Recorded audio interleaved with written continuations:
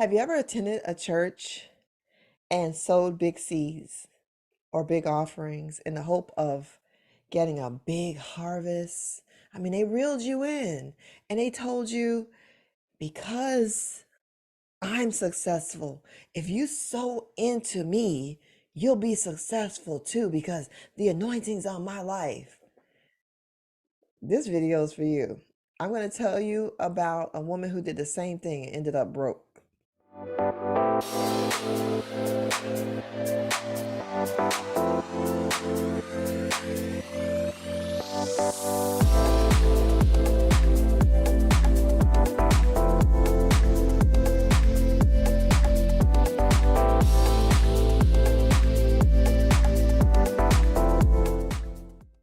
Hi, I'm Joy with Breaking Curses 101, and this is a school of deliverance where you can get deliverance on demand any time of the day or night in the privacy of your own home.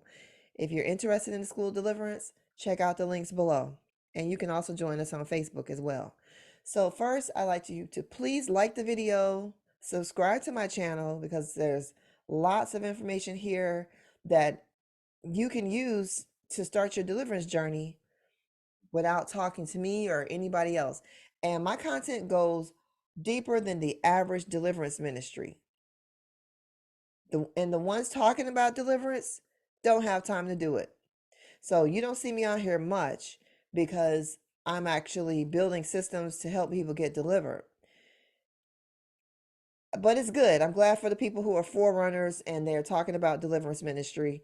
But if you're done getting delivered from Jezebel, because that's the only one they seem to know how to talk about. If you're already delivered from Jezebel and you need more deliverance, deeper deliverance, check out the School of Deliverance. So I had a session with a woman in 2016. How long ago was that? 8 years. Okay. So I was doing individual deliverance sessions, one-on-ones. That's how I was doing it, over the phone, no video. I didn't even use Skype, okay? But I wanted to help the body of Christ get delivered. So at the time, I was also a real estate investor and working with short sales and working with wholesaling and all that stuff. I was trying to make it in this world, okay? Trying to eat. So, but every now and then I'd help somebody out. So I met this woman. I think she found me through, maybe she had to find me through the Periscope. There you go. She found me through Periscope. So I got on the phone with her and she had issues. She was a very zealous woman of God. All right. She had been in some relationships that she had gotten out of, but was determined to live right. I mean, she was like serving in church and everything.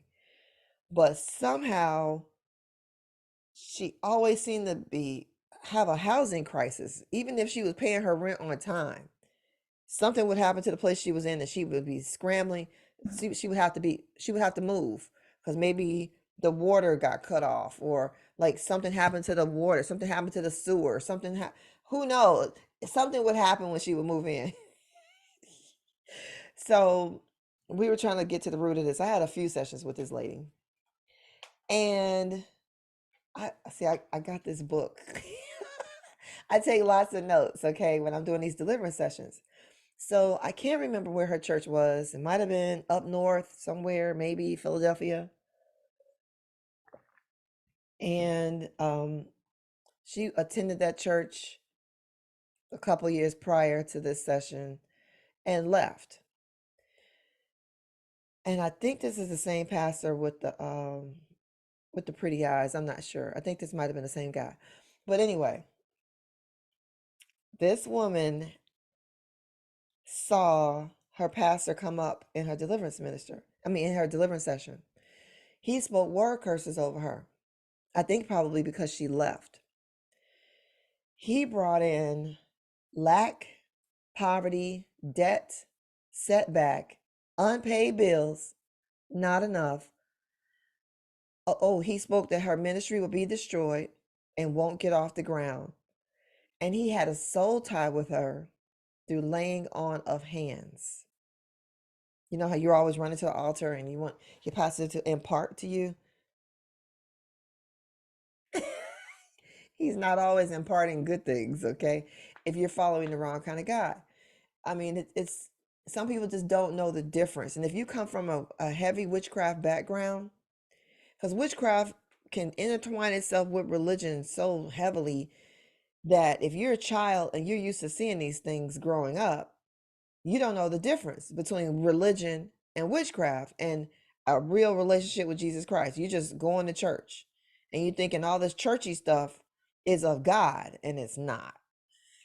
So this pastor spoke word curses over her, uh, that her ministry would never get off the ground.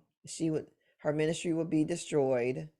And because of that soul tie he had with her, his words were effective. Okay? You can say, "Oh, I just plead the blood of Jesus." You got a whole open door. The wind's blowing right through your house, and you have no protection. Just saying, I plead the blood of Jesus. Just I tried that. I got the whole black screen of death. My computer shut down. It was crazy. I'll tell you about that in another session. So, yeah, you got to deal with the root. The root was she sold her money in this church. The dude was a warlock, or she thought he was a warlock. And he was speaking curses over her. Okay? You can curse somebody without being an active warlock. You're doing witchcraft, even if you don't call yourself a witch. So anyway, so this is what she saw. He would pray over the money. When he would collect the tithes, he would pray over the money and he would curse the congregation because he was praying psychic prayers and he was fortune telling. He wasn't prophesying, he was fortune telling. And he thought they were prayers. See, these pastors, I mean, everybody, they get people, when people get saved, they don't necessarily know that everything that there's so much witchcraft intertwined in their everyday thinking, in their everyday habits. And that's why God has to call people away from everybody they know so he can purge them of these ways. It's not till you get away from everybody and been gone and purged and then come back that you realize, wait a minute, what are these people doing? Yeah, I used to do this stuff all the time, but it wasn't right. Right? So it says that he thinks they're prayers, but they are psychic prayers. He uses the third eye to pray over the offerings. And so it curses people's finances in the church. I think that's the only notes I have from that particular session. So I know this is a really short video, but if you are sowing into a ministry because they're so successful, the pastor and his wife look so successful, so you're sowing into this ministry because you want to be successful too, I need you to realize something. The tax laws in America allow a pastor to receive money for a housing allowance and not count it towards his salary. So if a pastor says, I only receive a salary of $50,000 a year, he's lying, because in America, you don't count the housing allowance as your salary, but he's actually using the tithes to pay for his house. That's why they're getting these $1 million homes. Okay? So, and they're getting it with your offerings, not because they have some business deals out there. You need to get your pastor's name and go into the recorder of deeds and see if they have any aliases, see if they have any DBAs, doing business as, see if they have any licensed corporations besides the church, besides under the church, and see what businesses they have, and you'll see they ain't got none. You are the business. Milking you for every dime you got is their business. Okay, so how did Job get rich?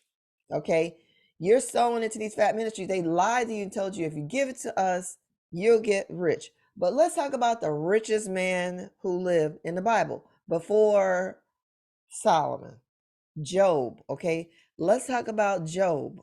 How did Job get rich? I'm going to read to you from the book of Job, chapter 29, starting with verse 7. He said, "When I went out to the city gate and took my seat in the public square, the young men saw me and withdrew, and the old men rose to their feet. The princes refrained from speaking and covered their mouths with their hands. The voices of the nobles were hushed, and their tongues stuck to the roof of their mouths. For those who heard me called me blessed, and those who saw me commended me, because I rescued the poor who cried out, and the fatherless who had no helper. The dying man blessed me, and I made the widow's heart sing for joy. I put on righteousness, and it clothed me. Justice was my robe and my turban. I served as eyes to the blind and as feet to the lame. I was a father to the needy, and I took up the case of the stranger. I shattered the fangs of the unjust and snatched the prey from his teeth." Okay, that's how Job got rich. All right, he gave. He stood up for those who couldn't stand up for themselves. He stood up for the widows, the orphans, the strangers. He gave. He took care of them. All right. He didn't sew up. He wasn't just giving all his money to the king, whoever the king was in that time, wherever he was. He wasn't just throwing his money up there and neglecting the poor. Okay.